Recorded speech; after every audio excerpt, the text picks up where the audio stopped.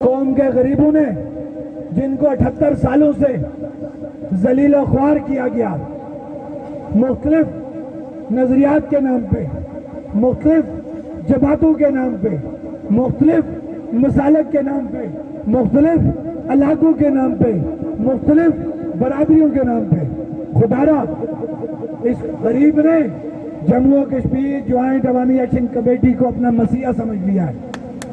تو ہمیں کسی بھی صورت غریبوں کی امیدوں پہ پانی نہیں پھیرنا، مجھے اور آپ کو اپنے جذبات پہ کنٹرول رکھنا ہے، اپنا آپ مارنا ہے تاکہ کسی غریب کا نقصان نہ ہو سکے، کسی کا بچہ ضائع نہ ہو۔ کل جو نوجوان گیا، کیا ہم اس کے والدین کو وہ لا کے دے سکتے ہیں؟ نہیں دے سکتے۔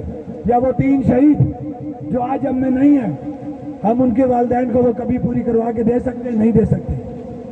اگر ہم یہ کام نہیں کر سکتے اور جان کا کوئی نعمت بدل نہیں ہے تو ہمیں پوری کوشش کرنا پڑے گی کہ ہماری یہ تحریک پرامن رہی۔